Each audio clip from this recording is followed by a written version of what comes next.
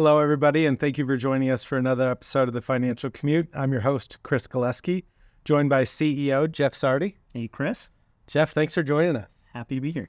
I'm really excited to have this conversation with you, not only about our investment philosophy and kind of why we do things the way that we do, because at times it can feel a lot different than the rest of our peers or the industry. But I'm more excited to talk about the Investor Symposium that we have coming up on October 12th. Yeah. And it got me thinking about one of the main problems in this industry is the fact that most advisors are using traditional stocks and bonds to help meet a client's, portfolio management needs. But clients are wanting so much more than that. They're wanting, good advice around, how do I generate income, and do I need long-term care, and how do I set up my estate plan and take care of my kids, and is it okay to buy this house? And beyond just the planning conversations, they're also wanting to have different conversations around investment. Yeah. And when I think about this lineup for the Investor Symposium that we have coming up, it blows me away how much we do outside the traditional stocks and bonds and mutual funds for clients. We do a ton. And it's because it's been many years in the making, right? I mean, this is something we've been doing back now well before you and me. I mean, going back several decades. So yeah, we have a lot of history in it. It's something we're passionate about. In many ways, we think really one of the only ones that are doing this. Yeah. And the reason we're doing it is because we believe in this challenging stock and bond environment. We have to. We have to look for other opportunities to generate income and build resilient portfolios. But even if it wasn't a challenging environment for stocks and bonds, as a fiduciary, are we doing the best job we can for our clients by ignoring everything that's not a stock or a bond and saying, no, we can't or shouldn't invest in that because that's not what our industry tells us to do? I'm glad you hit on that, because a lot of the messaging that Megan Pinchuk, our CIO, and I, we talk a lot about our concerns with the world and why we're investing in alternatives to protect against those risks. But you hit on a key point as well. There's just so many other opportunities from an optimistic point of view. I mean, just always interesting opportunities. The world's always changing. We're always changing as a result. So, yeah, I mean, it would just be, frankly, be boring if we were only looking at stocks and bonds. And I think that that's what's interesting to me about being here. And I've spent time other places that, traditionally used, stocks, bonds, mutual funds, some form or structure of private equity or real estate, but it's not to quite the same degree that we're doing here at Morton. And it didn't feel wrong. It didn't feel bad. But being here, I get to learn so much about things that we do, things that we don't do, and why we say no, but why it might be interesting. Yeah. It's a lot of fun to talk about some of those unique.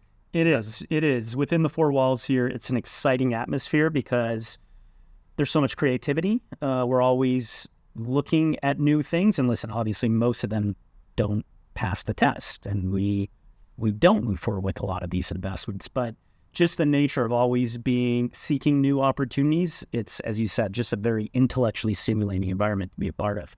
Yeah, definitely.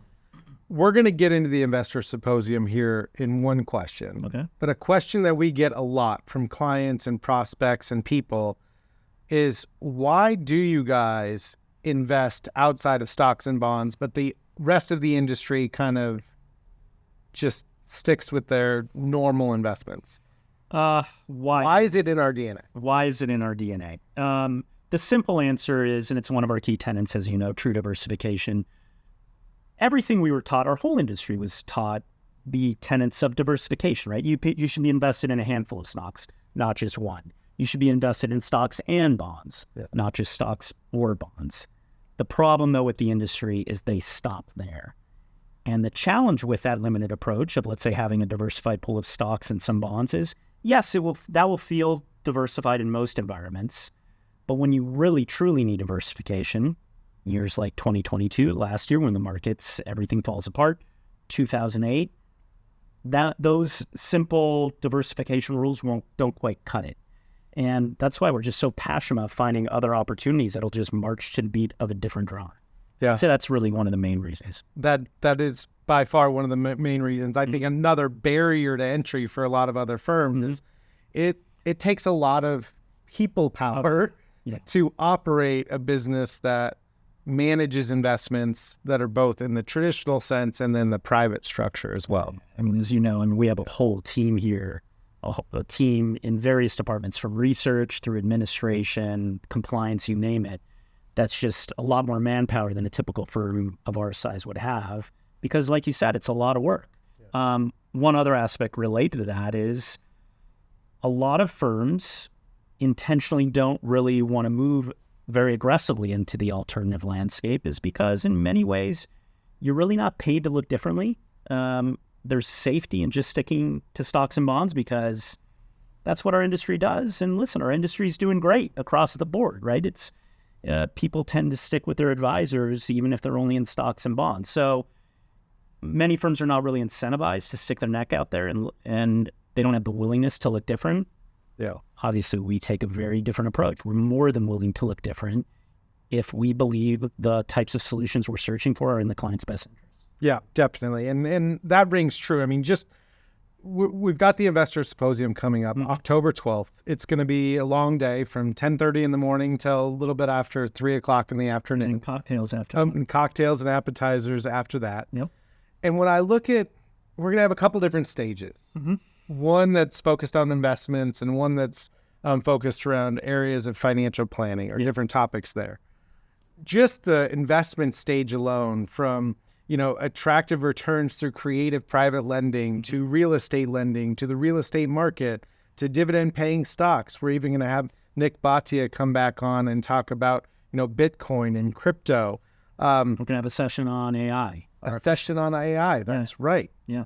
It's pretty exciting to be able to have experts come talk to us and our clients about why this is valuable and how we're protected. One aspect that you hit on, why I'm so excited for the symposium, is it's a forum for our clients to meet these advisors that we're so passionate about, these investment advisors, face to face. It's one thing to hear the stories from us and Megan and Sasan and the rest of the investment team, but it's another thing. I mean, these investment advisors are real estate partners or private lending partners, et cetera. They're really impressive individuals. So I'm just really excited again for our clients to be able to hear directly from these advisors themselves. Awesome. Anything else you'd like to share about the Investor Symposium itself? Yeah, so on the flip side, you mentioned the investment side. The other side, I think we're going to call it the couch side conversations. Yep. I think it'll be really lively. It'll be, in essence, two people having a discussion across a variety of financial planning topics, anything from tax to insurance. But there's some really other off the beaten path topics. It's things like teaching financial literacy to your kids. Yeah. So I think Kevin Rex, one of our advisors, is going to be teaching that. There's another session, I think we're titling it the Battle of the Spouses. Yeah, Battle of the Spouses Financial Edition. So that's going to be one of our advisors, Bo, with his wife, and they're going to be having standard discussions that we all have with our spouses. Hopefully there's a lot of agreement, but obviously probably some tensions between spouses on what you agree with regards to your finances versus what you disagree with. So I think that should be a lively, interactive debate as well. So we're gonna have a lot of really interesting couch side conversations along those lines. I don't disagree. I mean, even in my household, I feel like we're on the same page an awful lot around money.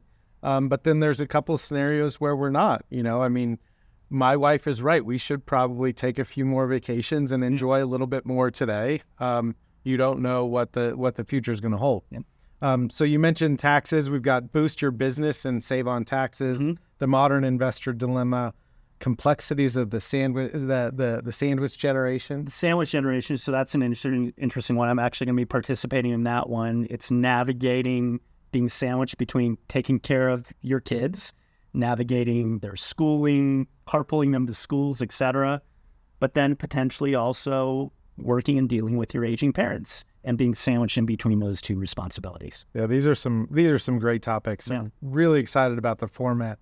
So it's going to be at the Westlake Village Inn? Westlake Village Inn on October 12th, yeah. Perfect. And just going back to kind of ourselves in the industry, dealing with alternatives, normally people kind of hear that word and they have a reaction to, oh, I've experienced that, someone in my family or myself, or I have invested outside of stocks and bonds, maybe real estate and the alternatives. And that's one reaction. And some hear the word alternative and go, oh, wow, that sounds risky, because I don't hear it in the news as often as I hear stocks and bonds. And so your definition of an alternative is? My definition of an alternative, it's a broad term, but it really is anything other than stocks and bonds. And the wonderful part about that simplistic definition is there's a whole world of opportunities beyond stocks and bonds, and they come in all shapes and sizes. And just because it's different doesn't mean it's necessarily risky. And so much of what we do is much more on the conservative end, and right around principal protection and cash flow. And so, I mean, again, as you hit on it earlier in the discussion, there's just a breadth of opportunities beyond stocks and bonds. I know it's a broad term; it means a lot of things, but that's what we gotta search through the needle in the haystack to find those special opportunities. And look, many of those things outside of traditional stock and bond are things that we do and touch and feel every day, whether it's physical real estate or, going over to the lake and, getting a boat from the boat marina, right? It's vending machines, it's car washes, it's even businesses that we work and deal with or own on a day-to-day basis. And it's investing in all of those different types of avenues. I'm glad you gave even some of those simple examples, because in so many ways, the opportunities that we're attracted to are really actually fairly easy to understand. I know we're all drawn to stocks, particularly because they're familiar to us. But again, we've hit on this theme in prior conversations. The ability to understand a piece of real estate in an apartment building, we actually find that a lot more manageable than to understand a company as complex as Amazon or Apple, which has facilities all over the globe and currency. Supply chain. I mean, just the complexities are enormous. Without a doubt, it's crazy how difficult you can make investing and how simple you can as well. I mean, even just in real estate, it's in the headlines lately saying, oh, real estate's in for, a lot of trouble with rising interest rates. And, that's the case in certain sectors of real estate, but not others. Storage or multifamily might do pretty well, and commercial or office could struggle. But, you can't paint everything with a broad brush. Real estate's a great example, right? Just like stocks come in all shapes and sizes, you could have different sectors from healthcare to technology to financials with stocks. Same with real estate. You hit on it. Office is going to behave very differently than retail, is going to behave very differently than apartment buildings. And that's our expertise, to really navigate through those various asset classes. This is going to be fun. So save your calendar, save the date for October 12th.